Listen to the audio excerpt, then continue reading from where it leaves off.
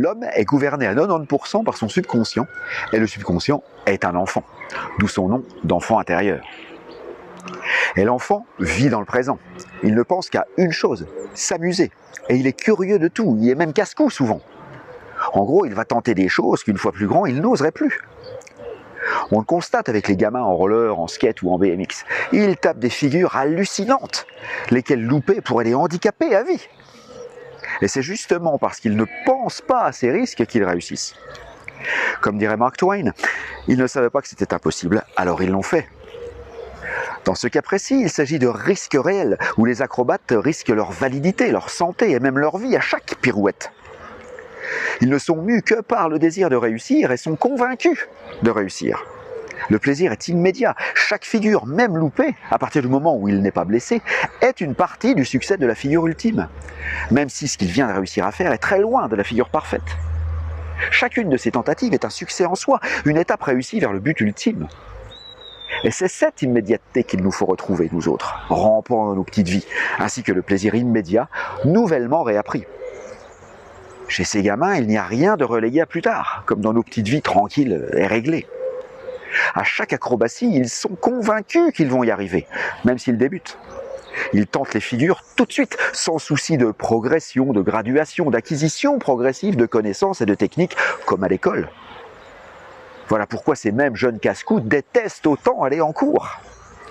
Et généralement, meilleur le gamin est dans ses acrobaties, plus il hait les cours. C'est valable pour la majorité des artistes en général, quels qu'ils soient.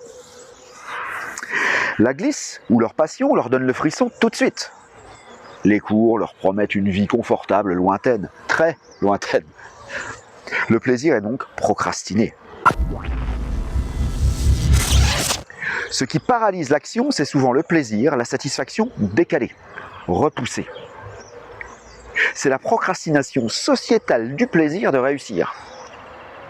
Voilà ce qui nous fait procrastiner, ce qui nous fait ajourner les choses. C'est que la satisfaction de les avoir faites est elle aussi repoussée à plus tard. Soit par la société et ses dictates, soit par nous, étant nous-mêmes inconsciemment imprégnés de ces concepts contradictoires. La société nous impose un ajournement systématique du plaisir, systématique, si tant est avec l'optimisme qu'elle nous l'accorde un jour. La morale judéo-chrétienne, pour ne citer qu'elle, le réprime souvent. En gros, dans certaines familles, il faut bosser jusqu'à en crever sans jamais pouvoir prétendre jouir un jour des fruits de son labeur. Ou alors on est mal vu par les autres, ou pire, par soi-même. La société donc nous impose le plaisir de la récolte repoussé au calendrier grec, tout en nous condamnant sévèrement de procrastiner, c'est-à-dire faire exactement la même chose qu'elle nous impose pour ces mêmes fruits chaque jour et dans chaque domaine de notre vie. Nous en sommes finalement arrivés à regarder le plaisir immédiat comme un luxe, désormais inaccessible. Un peu comme si la société nous avait appris que c'était mal et que c'était puéril, justement. Car l'enfant attend tout de suite. Et l'adulte digne de ce nom doit être l'inverse. Il doit penser, planifier, sacrifier, souffrir. En gros, passer son plaisir à la moulinette de l'ego afin de se fondre dans cette société, différemment de laquelle beaucoup d'entre nous n'osent plus penser ni agir, de peur de la moquerie, du rejet ou carrément de se sentir ou même de devenir un paria. Au passage, si ça vous plaît, pensez à cliquer sur le pouce. Merci. Un paradoxe de plus donc entre les concepts sociétaux et les désirs profonds de ses fidèles. Et c'est cette contradiction que je vous propose de faire voler en éclats ici, en retrouvant, quoi que les autres en disent, le plaisir des petites choses ciblées qui mèneront aux grandes. En gros, chaque réussite, à quelque domaine qu'elle appartienne, devrait, pour que la vie soit digne d'être vécue, être incrémentée du même plaisir que pendant le rapport charnel. Le début, en commençant par la séduction, est captivant en tant que début, qui débouche sur l'acte proprement dit, lequel est encore plus captivant pour se finaliser en orgasme, en apogée, l'aboutissement d'un enchaînement de petits gestes accomplis mutuellement afin de satisfaire son ou sa partenaire avant soi-même. Et c'est cette symbiose, ce travail et ce véritable travail d'équipe, si j'ose dire. Bien que dans 9 cas sur 10, cette équipe se limite à 2 personnes, même si, exceptionnellement, les jours de fête, oui, on rit un peu plus avec plus de fous. C'est cette symbiose donc qu'il nous faudrait recréer dans chaque accomplissement de sous-but vers le grand but. Au passage, mon programme appelé Sommeil créateur guidé vous permet de découvrir ce grand but, celui que j'ai appelé votre rêve d'enfant, puis de laisser ce même enfant intérieur s'occuper de le réaliser en passant par des sous-buts qui y mèneront naturellement et simplement. Ces sous-buts qui pourront aussi être traités et matérialisés un à un grâce à mon autre programme de sieste créatrice guidée, lesquels sont magnifiquement complémentaires, bien que parfaitement utilisables l'un sans l'autre. Donc, voyons comment réapprendre à aimer les petites choses qui mènent aux grandes. Et en attendant, abonnez-vous donc, en pensant ensuite à cliquer sur la petite cloche, puis sur toutes les notifications.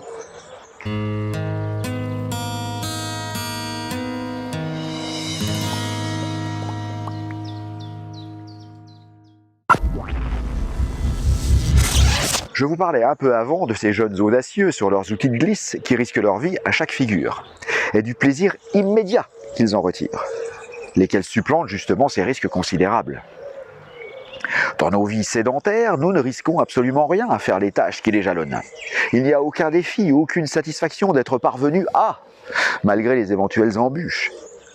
Ce sont juste des routines, des corvées, dans le but de terminer une tâche générale qui, elle non plus, peut-être, nous apportera pas plus de plaisir que ça. Même cette finalité fait souvent partie d'une routine que nos vies nous imposent, pour nous fondre dans un moule conçu par d'autres, et auquel nous devons adhérer en pensant qu'il n'y a que ça. Alors comment voulez-vous que l'on prenne plaisir à agir quand même la finalité ne nous fait même pas ou plus saliver ? Et donc je ne vous parle pas de ces maudites corvées que notre ego croit devoir accomplir en amont afin d'y parvenir. Tout est morne, terne, et surtout chaque journée ressemble à s'y méprendre à la précédente et à la suivante. Alors comparé à l'excitation des jeunes voltigeurs d'avant, là on est aux antipodes. Donc vous l'avez deviné, afin de ne plus procrastiner, il faut faire naître, ou plutôt renaître le plaisir caché derrière chacun de nos buts. Et s'ils ne nous donnent pas de vrai plaisir en y pensant, ça veut peut-être simplement dire qu'ils ne sont pas nos buts, mais ceux des autres. Et qu'on les suit aveuglément sans se poser la question de savoir si c'est ce qu'on souhaite vraiment, réellement. Posez-vous là, tranquillement, cette question, et pensez. Citez la chose pour laquelle vous procrastinez le plus et voyez quelle finalité elle sert.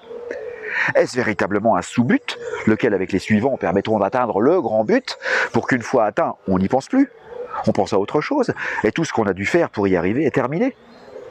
Par exemple, retrouver un emploi. Une fois que vous l'avez, vous n'avez évidemment plus à le chercher, et vous pouvez oublier tout ce qui vous y a mené. Appel, envoi de CV, préparation aux entretiens eux-mêmes, etc.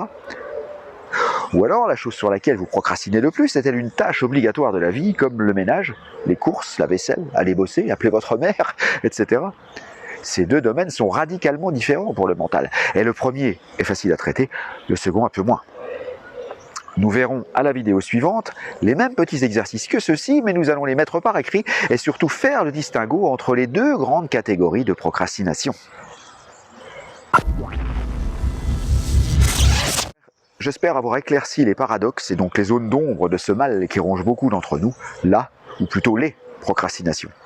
Car comme nous venons de le voir, il en existe deux sortes bien différentes. Et comme c'est tout ce qui fait le talent du bon médecin de faire un vrai diagnostic, même entre des maladies proches, avec des symptômes similaires, vous allez bientôt vous guérir en identifiant de quelle procrastination vous souffrez. Et comme on dit, un mal connu est déjà à moitié guéri. Dites-moi donc ce que vous en pensez en commentaire, puis partagez avec le plus grand nombre sans attendre demain. Commencez maintenant. Et bientôt, le programme que vous êtes nombreux et nombreuses à m'avoir réclamé, et que j'ai appelé « Agir maintenant » pour neutraliser les procrastinations, et qui sera, ou bien est déjà, tout dépend de quand vous regardez cette vidéo, en exclusivité sur ma boutique en ligne didierjérôme.com. Je vous souhaite l'immédiateté.